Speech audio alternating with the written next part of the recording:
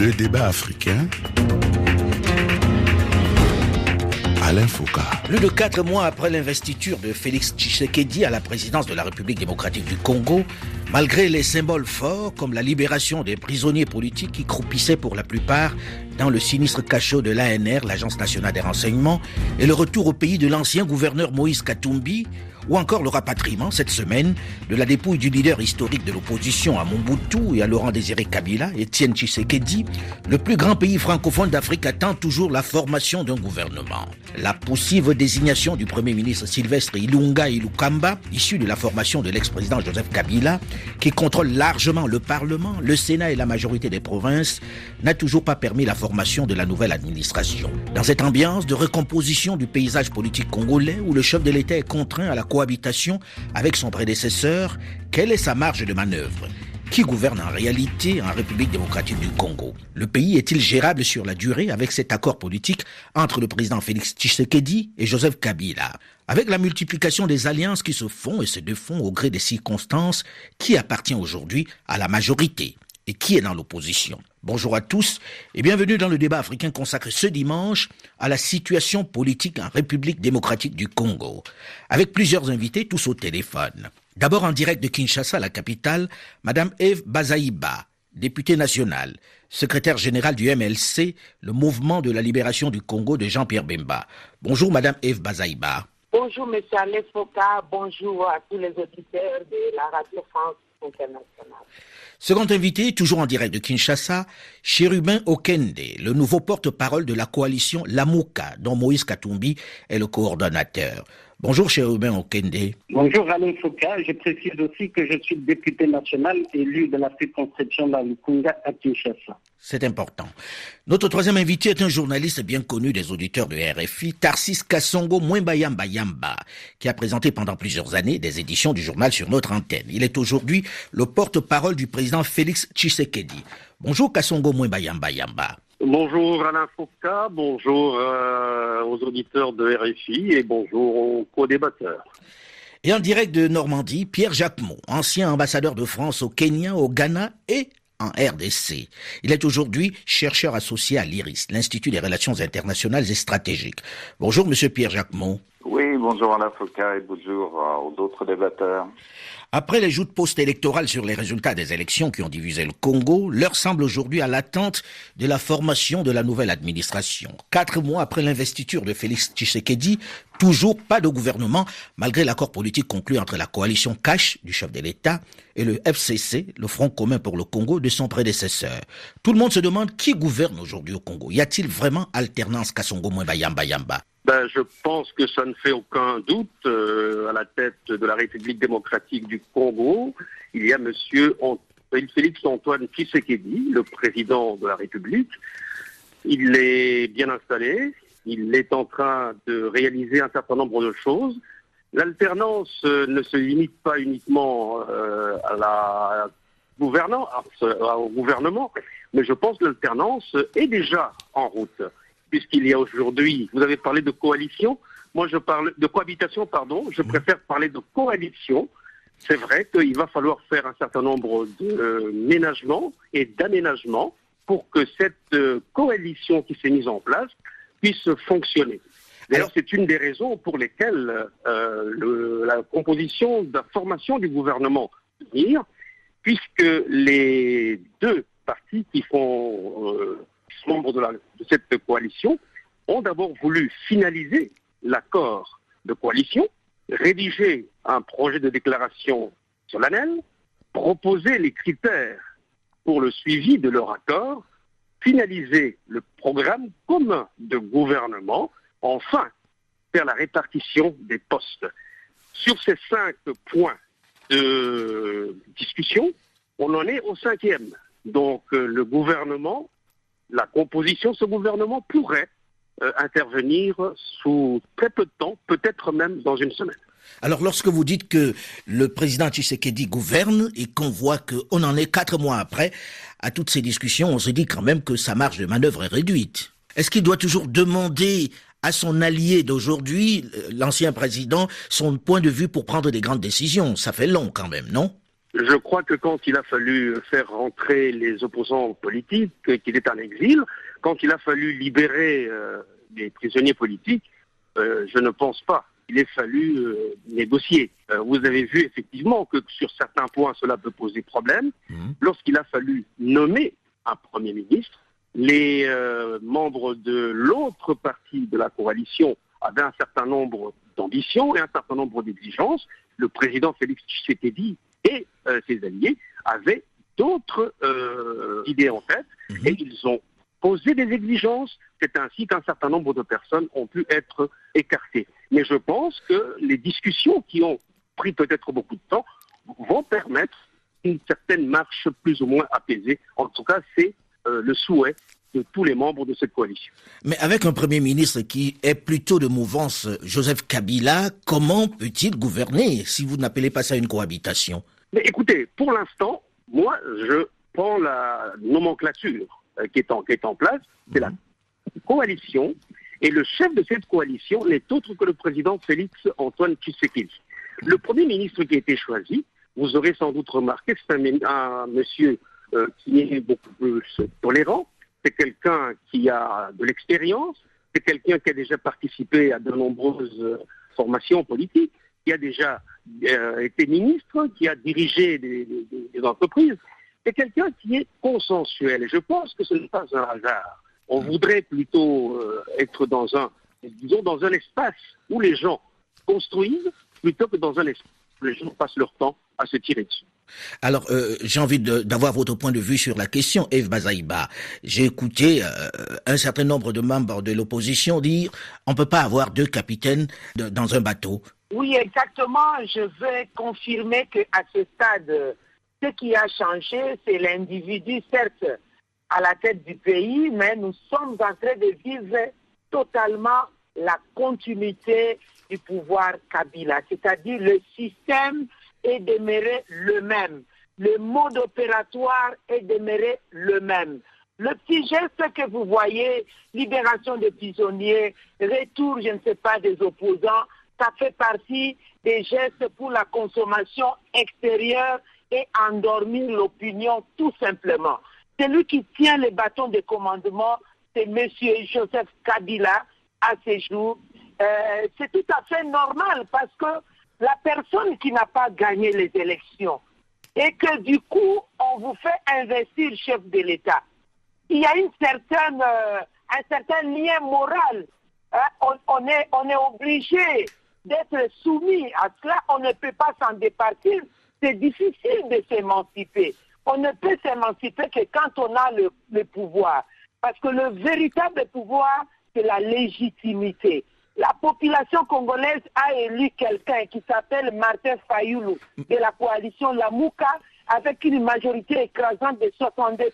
Mais Madame, et M. Félix... Madame Bazaïba, on ne va pas revenir sur les élections puisqu'en réalité, lorsque l'on regarde toutes les déclarations aujourd'hui, on a le sentiment que même l'opposition a tourné le dos à cela. On écoutait encore Moïse Katumbi dire on va regarder vers l'avant, on ne va plus regarder simplement de savoir qui a gagné ou pas. Les faits sont là et la communauté internationale a reconnu le président Tshisekedi aujourd'hui. Alors très concrètement aujourd'hui... Oui. Contraire au président Moïse Katumbi. Moi, je suis arrivé à Kisangani avec Martin Fayoulou et même à Goma en attendant le président Moïse Katumbi et même à Lubumbashi, toute la population congolaise a crié vidéo faisant allusion à la nouvelle règle de la FIFA. En cas de contestation, l'arbitre conteste la vidéo.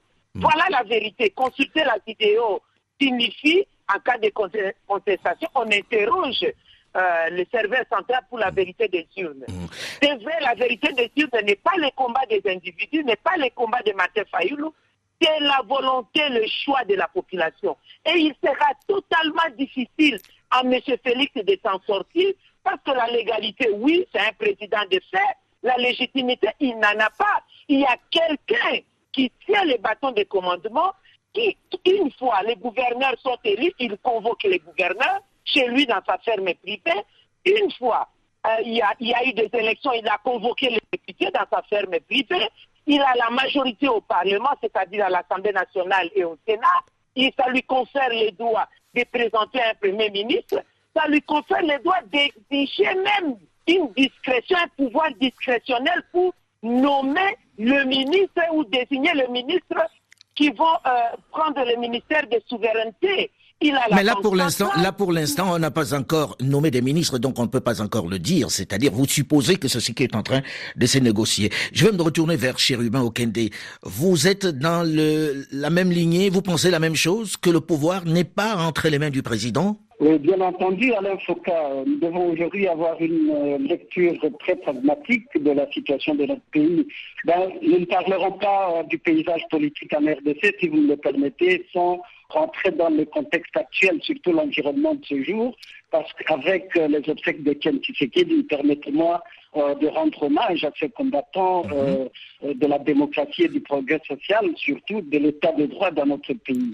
Nous ne pouvons pas non plus très bien agencer notre débat si et seulement si nous ne faisons pas rapidement la lecture du processus électoral qui a été de mise au Congo, avec une CENI qui ne rassurait pas les partenaires du tout quant à son impartialité. Ce n'est pas que je veuille occulter cet aspect des choses, c'est qu'il y a eu des débats sur ces élections-là. Or là, on est dans un autre cadre totalement, où on parle d'avenir, et où le chef de votre parti, Moïse Katumbi, a dit l'autre jour, le combat pour la vérité des urnes que mène ce dernier en parlant de Fayoulou, il faut aller de l'avant. Je ne suis pas la Cour constitutionnelle. Je pense qu'il a tourné le dos à la contestation électorale puisque ça a l'air aujourd'hui de ne pas prospérer. Et cela exige que nous puissions amener la clarification. Aujourd'hui, ce processus nous a placés devant deux problématiques. La première, c'est la problématique de la légalité. Et lorsque nous parlons de la vérité des urnes, on ne se contredit pas du tout. Mais l'autre problématique, c'est celle de la légalité. Nous avons constaté que la Cour constitutionnelle a proclamé un président de la République, Mme Bazaïba. Venez de le dire, un président de fait. Donc nous devons, avec Moïse Katumbi, être pragmatiques. Qu'est-ce que nous préconisons par rapport à cela? Et je pense que dans la position du problème, vous avez été aussi concis. Nous avons aujourd'hui l'allégorie énigmatique d'un véhicule avec deux conducteurs. Et c'est encore Moïse Katumbi qui l'a, de manière perspicace, relevé. Qu'est-ce que ça veut dire concrètement? Nous aurons indubitablement un bicéphalisme au niveau de l'exécutif. Un président de la République qui n'a pas de majorité avec lui et qui sera fondé sur la base d'un accord que nous ignorons, sous sein privé, que nous ignorons jusqu'aujourd'hui, va s'asseoir sur une majorité qui ne lui appartient pas. Si ce bicéphalisme de l'exécutif était latent, du temps de Joseph Kabila, président de la République et détenteur de la majorité, cette fois-ci, ce bicéphalisme sera très dominant parce que dans notre paysage politique, la majorité n'appartient pas au leadership ou ne sera pas sous le leadership du président Félix Tshisekedi. C'est comme ça qu'il faut comprendre cette allégorie énigmatique de Moïse Katumbi parlant d'un véhicule avec deux conducteurs. Deux conducteurs qui risquent de faire accident quelque part. Donc, moi je pense que dans notre paysage politique aujourd'hui, il y a quand même deux constantes. La Constitution n'a pas été révisée et nous avons su, par la lutte politique héroïque du peuple congolais, éviter la consécration d'une monarchie présidentielle. Oui, bien entendu, aujourd'hui, on peut également constater des mesures de décrestation politique qui sont devant nous. Mais alors, qu'il n'y ait plus d'atavisme dictatorial ou de répression des libertés fondamentales, je note en passant que le conseiller spécial de Moïse Katumbi, Salomon, a été refusé de son passeport pour des raisons que nous ne savons pas. Alors peut-être qu'on va poser la question à M. Kassongo avant de passer la parole à Pierre Jacquemot. Pourquoi on ne lui a pas donné son passeport, Kassongo? Je ne sais pas si c'est la question qui est bien posée, parce que au niveau de tout ce qui concerne la restitution, par exemple, des titres de transport ou des titres de séjour, ça ne relève évidemment pas de la présidence de la République. Je ne sais pas exactement où coince le dossier de M. Salomon Idi Kalonda. Je crois que là, il faudrait véritablement que les gens essayent de voir les choses en toute indépendance. Parce que chaque fois qu'il y a quelque chose qui se passe avec un opposant, tout de suite on regarde la présidence de la République. Mais excusez-moi, le président de la République ne passe pas son temps à chercher à savoir qui ne veut pas rentrer, qui ne va pas sortir. Monsieur Salomon Idi Kalonda, je crois, est de la famille politique de monsieur Okende. Qu'est-ce qui a coincé? À quel niveau ça a coincé? Pourquoi ça a coincé? Mais dites-le. Je me tourne vers monsieur Pierre Jacquemot. Lorsque vous regardez cet environnement que vous connaissez bien, est-ce que c'est tenable, cette coalition qui est aux affaires aujourd'hui? Est-ce que ça peut permettre au pays de marcher, selon vous? Écoutez, mon point de vue est celui d'un observateur extérieur, mais ami de ce pays. Vous disiez tout à l'heure, deux capitaines dans un même bateau, comment ce bateau peut naviguer? Moi, je fais référence à Houphouët-Boigny. Je prêtais la phrase de Moïse Katumbi, qui parlait de deux conducteurs. Oui. Alors moi, je vais citer Houphouët-Boigny qui disait on ne peut pas avoir deux crocodiles dans le même marigot, et il précisait deux crocodiles mâles. Ceci étant, je ne porte pas un jugement a priori sur ce qui se passe depuis 4 mois, depuis ces élections qui furent assez inédites, et le résultat assez inédit aussi. La situation aujourd'hui est assez exceptionnelle dans le contexte africain. On se trouve dans une cohabitation, une coalition, comme on veut, entre des personnalités qui se sont combattues pendant des années, entre des partis qui étaient aux deux extrêmes de l'échiquier politique congolais, qui aujourd'hui sont obligés de travailler ensemble. Alors, si on essaie de voir concrètement comment les choses peuvent évoluer, c'est ça qui est important, et je partage le point de vue de Moïse Katumbi là-dessus, il faut voir comment cette coalition peut fonctionner dans ces instances. Alors, vous avez cité le gouvernement, dont on attend exactement la composition, mais il faut voir aussi comment vont fonctionner les régions, où avec une majorité de gouverneurs issus du mouvement du courant kabiliste, comment va fonctionner le Parlement, l'Assemblée et le Sénat, où le président Tshisekedi est largement minoritaire. L'armée, c'est essentiel puisque la question sécuritaire est un enjeu fondamental dans ce pays. Or, je constate que le chef d'état-major, Célestin Mbala, est toujours en place. Gabriel Amissi est toujours en place. L'inspecteur général des forces armées, le célèbre John Dumbi, est toujours en place. Probablement d'ailleurs que Etienne Tshisekedi, au sein de son parti, manque de spécialistes ou d'experts des questions de défense ou de renseignement, mais actuellement sont aux manœuvres sur ces questions qui sont absolument essentielles, des personnalités qui sont issues d'une autre histoire que celle de l'histoire contemporaine et qui ont trouvé leur légitimité historique dans des combats anciens, etc. Et c'est un sujet important. Donc comment va se faire cette expérience d'un consensus, de la recherche d'un consensus sur différents dossiers difficiles? J'ajouterai, outre la question sécuritaire qui reste fondamentale, les questions aussi fondamentales de lutte contre la pauvreté. On va revenir là-dessus dans la deuxième partie, mais j'ai envie, avant la fin de cette première partie, que Kassongo réponde à ce que vous avez dit à l'instant. Est-ce vraiment réalisable une entente dans cette coalition avec des gens qui étaient aussi opposés? C'est jouable aujourd'hui, Kassongo? Mais écoutez, réalisable, il faut déjà pouvoir arriver sur le terrain pour le faire. Je viens de vous expliquer ici que depuis plusieurs semaines, il y a des discussions. Je vous ai donné le schéma de ces discussions et je vous ai parlé notamment de la finalisation d'un programme de gouvernement. Donc, je pense qu'il faut quand même... Est-ce qu'au fil de l'eau, ça pourra marcher, vu la force aujourd'hui de Joseph Kabila dans les différentes institutions? Mais attendez, parce que si on se dit que puisque Joseph Kabila est là, on ne fait rien, on n'ira nulle part. Joseph Kabila a des personnalités qui sont en train de négocier. Mais si ces personnes sont en train de négocier, c'est que quelque part, ils ont besoin de l'autre parti pour avancer. Sinon, ils ne négocieraient pas. Donc, moi, je vous dis simplement, observons. C'est vrai qu'on peut faire de la politique fiction, mais pour l'instant, je vous dis qu'il y a deux forces qui sont en train de mettre en place des bases pour pouvoir fonctionner ensemble, mettre le pays sur les rails. Maintenant, on peut dire tout ce qu'on veut, ça ne marchera pas, ça va se tamponner dans le premier poteau venu. Okay. On va en parler justement dans la deuxième partie de ce magazine, on va parler aussi de l'opposition. Quelle est sa posture aujourd'hui? Qui est de l'opposition, qui n'est pas de l'opposition? On en parle dans une dizaine de minutes, juste après une nouvelle édition du journal sur Radio France Internationale. Restez à l'écoute et on se retrouve très vite.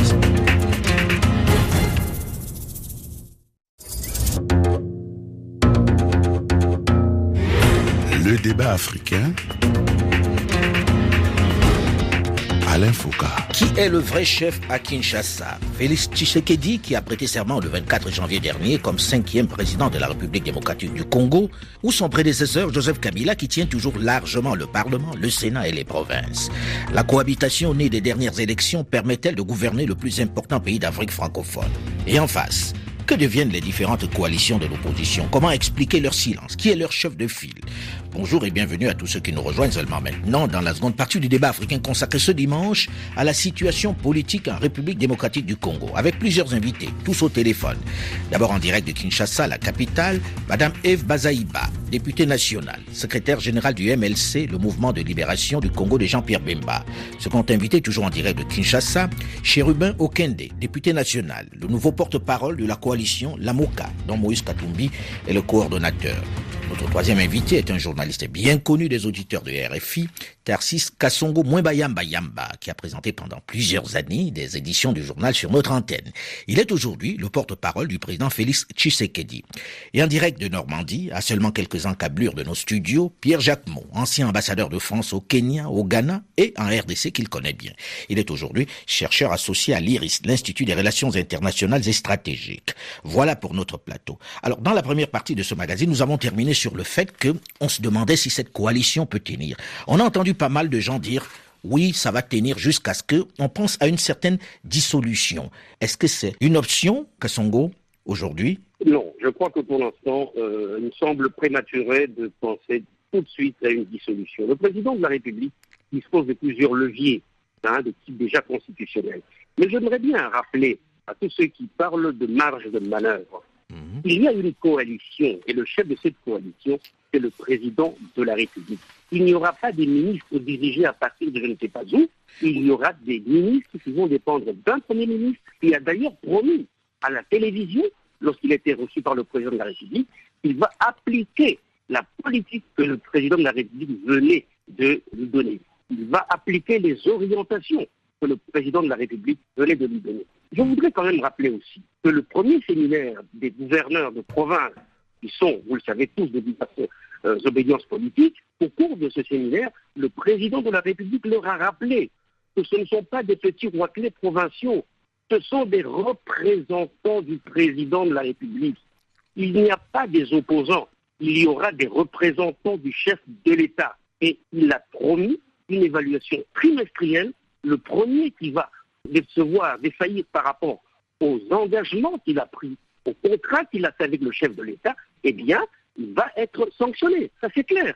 Donc, je crois que on peut faire comme, encore une fois, je l'ai dit, dire ça va se passer, ça. Ok, ça peut se passer la gueule, c'est vrai. Mais ça peut aussi marcher. Alors, quelles sont les chances pour que ça marche, Chérubin Okende? Je crois que je ne suis pas pessimiste, mais il y a des paramètres qui n'augurent pas d'une certaine clarification dans la démarche de cette coalition face au scrutin.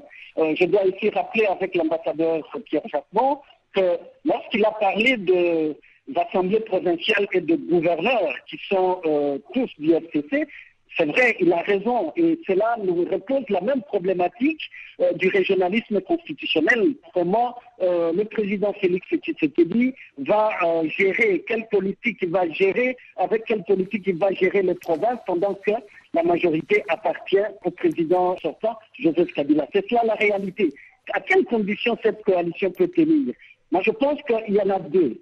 La première, c'est que le président Joseph Kabila devra intégrer le fait qu'il y a une vie après la présidence de la République et qu'il devra laisser les coups de franche à son allié que Félix Tshisekedi, sans faire des incursions qui feront en sorte que son action soit gênée. En plus, le président Félix Tshisekedi devra exciter de la capacité de cristalliser son leadership sur l'ensemble de cette majorité, ce qui n'est pas du tout une évidence. Par rapport à ce que le porte-parole Yamba Kasongo Mwema venait de dire, moi je crois que ici l'enjeu est double. Pour autant que le président de la République a la prérogative constitutionnelle de dissoudre le Parlement, il ne faut pas oublier non plus que FCC a aussi réuni toutes les conditions possibles pour le mettre en accusation pour haute trahison. Donc vous voyez la délicatesse de la position qui est la leur. Et ici, nous voudrions qu'on puisse plus privilégier l'état de droit et la démocratie. Parce qu'en fait, c'est l'état de droit, la démocratie et la recherche du progrès social qui pourront nous amener à contredire ce paradoxe déconcertant d'un pays scandaleusement riche avec des populations scandaleusement pauvres. Alors, j'ai envie de me tourner vers Eve Bazaïba. Aujourd'hui, les populations se demandent qui est le chef de l'opposition. Est-ce que la coalition Lamouka, qui soutenait Martin Fayoulou, est encore, on va dire, solide? Est-ce qu'elle n'est pas divisée aujourd'hui? Qui est le chef de file de l'opposition aujourd'hui? Je pense qu'en matière de l'opposition en République démocratique du Congo ne se décrète pas. Elle est légale, elle est constitutionnelle.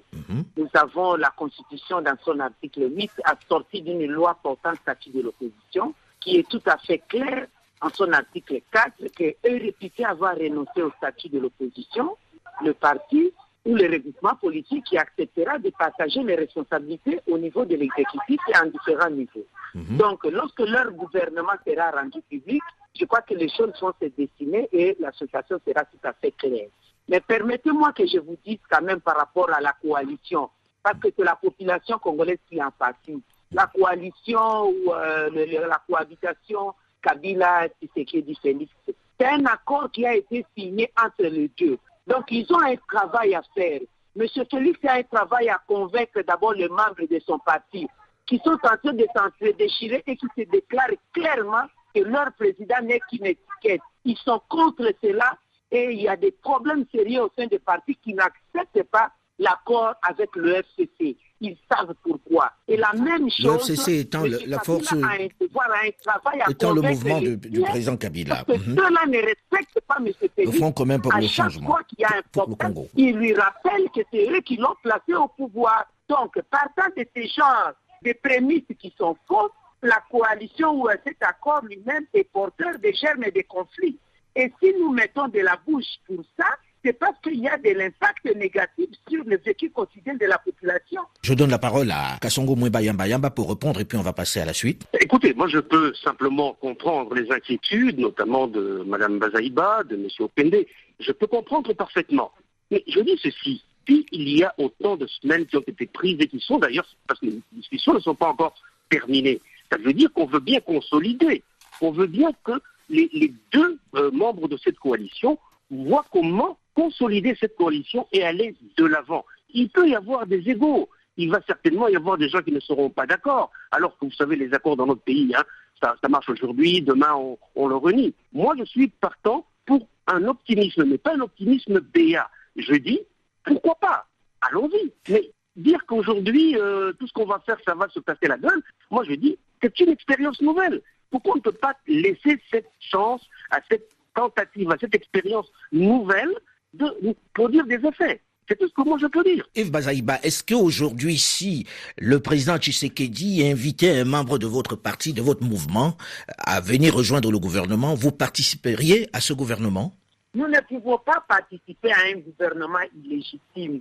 Tout part de la base. Mais si M. Félix veut que nous puissions parler, pour qu'on se dise la vérité, nous sommes prêts à le dire. Il n'a pas gagné l'exécution, c'est clair.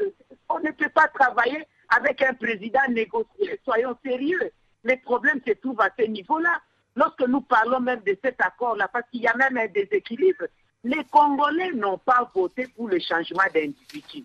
Les Congolais ont voté pour un changement d'un système. Mais c'est le système qui perdure. Aujourd'hui, M. Félix, que le porte-étendard... Madame Bazaïba, il y a quelque temps, lorsqu'on parlait justement de la vérité des urnes, on s'appuyait sur des diplomates internationaux qui avaient dit que ces élections n'étaient pas justes. Or là, on se rend compte que la plupart d'entre eux aujourd'hui disent que ces élections étaient normales, que tout est dans les règles de l'art. Je cite par exemple Jean-Yves Le Drian, le ministre français des Affaires étrangères, qui dit « Il y a eu une vraie élection démocratique validée par la Cour constitutionnelle et par l'Union africaine. Et cette alternance qui est effective se concrétise aussi par des actes. Ce n'est pas uniquement une alternance de discours. C'est un de vos grands soutiens qui, là, dit que Tshisekedi a été élu. Est-ce que vous allez rester dans cette posture ou est-ce que vous allez ouvrir des négociations avec ceux qui sont aux affaires? Cette question s'adresse aussi à M. Okende. Je disais, je dois préciser une chose. La vérité des urnes est un paradigme de combat politique et nous l'avons exercé.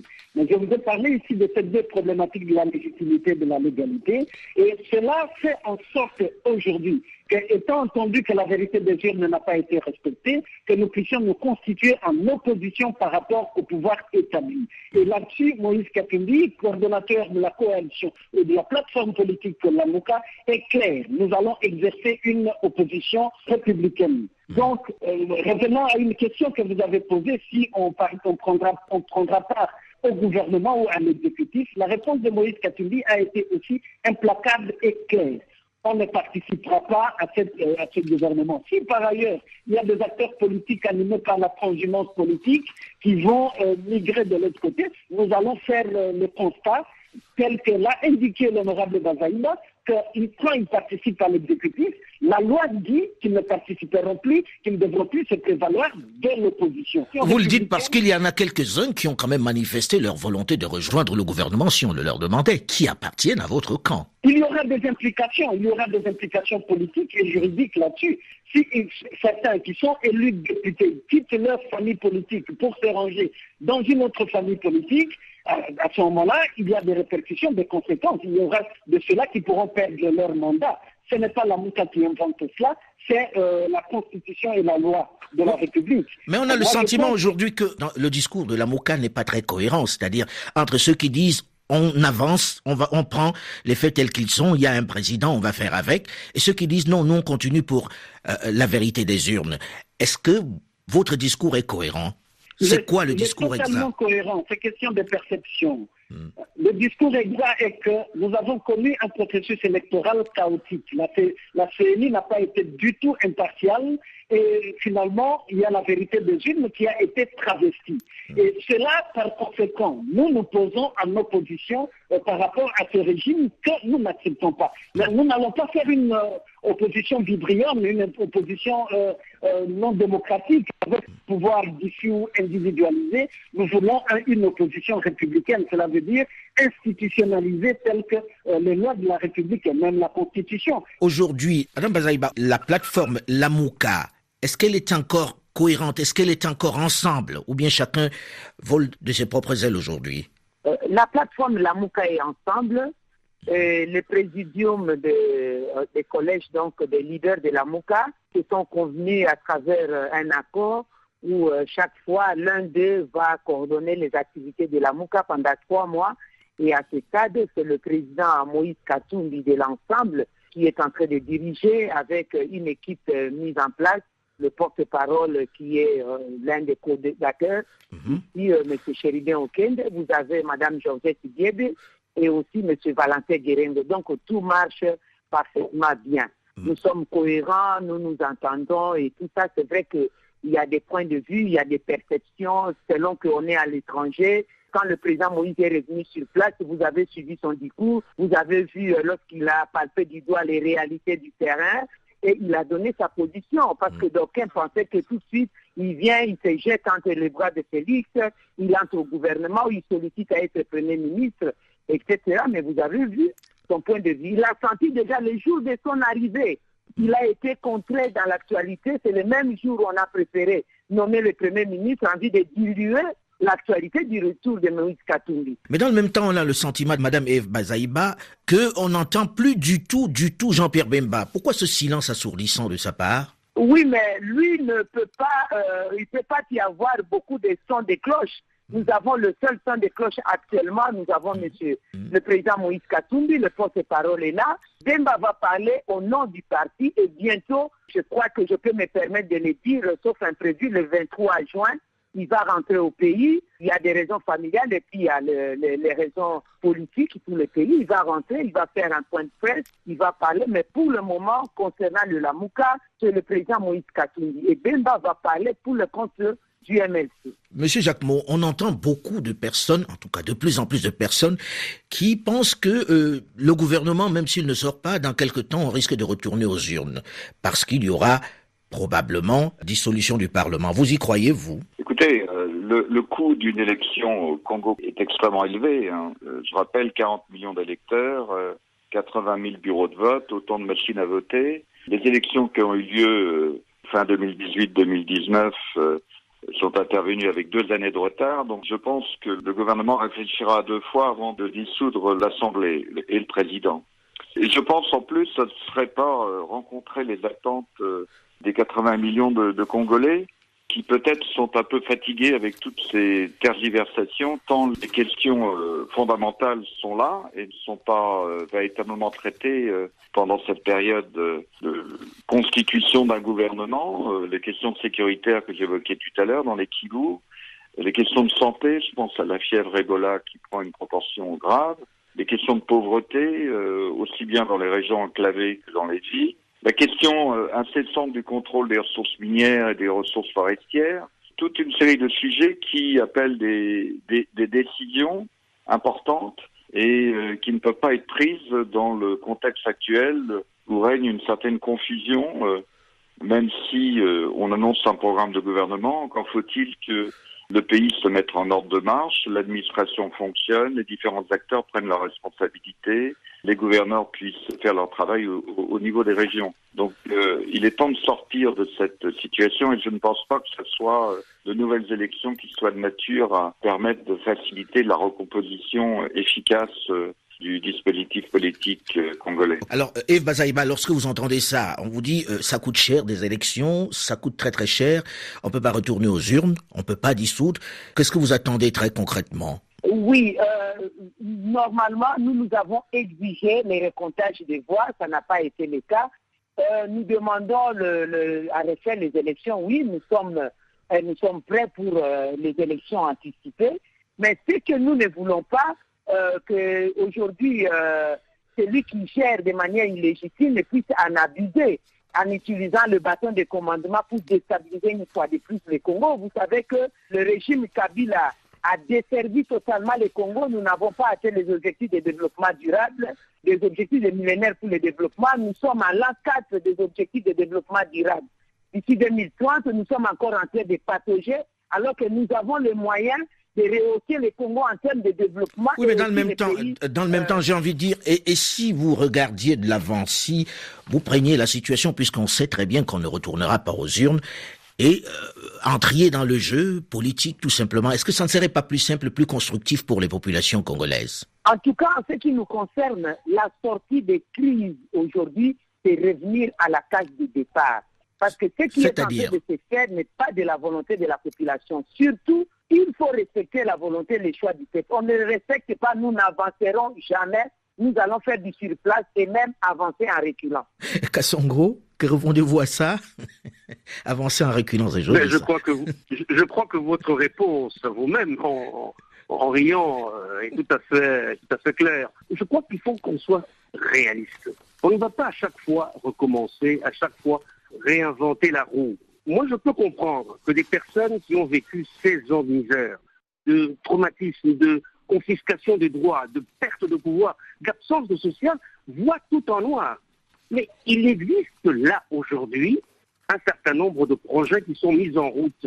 Les 100 premiers jours du président Tshisekedi, on a vu les travaux et on voit les travaux. On a vu des ponts qui ont été jetés par-ci, par-là, des bacs que l'on a ramassés en réalité, c'était déjà fait et qu'on a remis sur les cours d'eau. On a vu ce pont de Lubuya à Kisangani qui peut relier maintenant 3 provinces et qui permet d'évacuer des produits vivriers. Et qui fait mais dans le même temps, Monsieur Kassongo, Kassongo, quand vous dites ça, les autres en face vous disent on n'a rien vu jusqu'à maintenant. Est-ce que le plus simple n'est pas d'ouvrir les pourparlers également avec eux? Oui, mais qui n'a rien vu jusqu'à présent? Demandez à la population du camp Kokolo, qui n'a pas vu d'eau couler au robinet depuis je ne sais pas combien d'années. Posez la question. Malheureusement, on n'a pas le temps pour en discuter un peu plus longtemps. On reviendra sur la question du Congo dans un autre débat africain, puisque le sujet est vaste et la passion aussi est importante. On vous remercie en tout cas d'avoir accepté de participer à ce débat. Le débat africain s'est terminé pour aujourd'hui. Olivier Raoul, Delphine Michaud et Alain Foucault, nous vous donnons quant à nous rendez-vous la semaine prochaine, même heure, même fréquence pour un autre débat africain. Dans un instant, une nouvelle édition du journal sur Radio France Internationale. Restez à l'écoute et à très vite.